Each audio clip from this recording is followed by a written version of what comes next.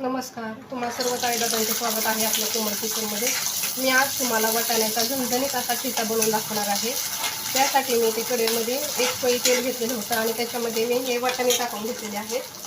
आता हे वाटाणे मी चांगले भाजून घेणार आहे तेलामध्ये। ते वाटाण्यामध्ये टाकण्यासाठी मी 7 ते 8 मिरच्या घेतलेल्या आहेत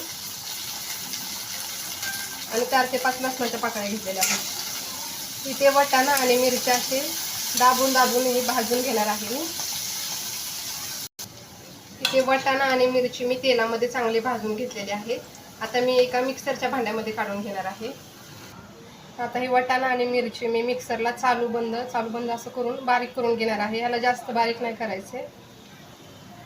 आता इथे त्याच तेलामध्ये मी ते अर्धा चमचा जिरं घालून घेणार आहे। जिरं चांगलं तडतडले त्याच्यामध्ये मी एक कांदा घालून घेणार आहे बारीक केलेला। इथे कांदा मी थोडासा भाजून घेणार आहे।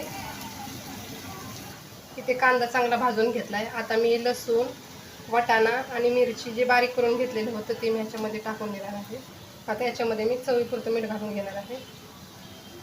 बारीक चिरलेली कोथिंबीर।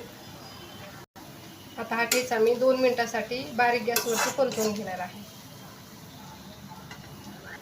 इथे आपला वाटाण्याचा झणझणीत असा ठेचा बनवून तयार झालेला आहे। इथे आपण बघू शकता की आपला वाटाण्याचा झणझणीत असा ठेचा बनवून तयार झालेला आहे। तुम्हाला जर माझी आजची रेसिपी आवडली असेल तर नक्कीच आपल्या कोमल किचनला लाईक, शेअर आणि सबस्क्राईब करा। रेसिपी पाहिल्याबद्दल धन्यवाद।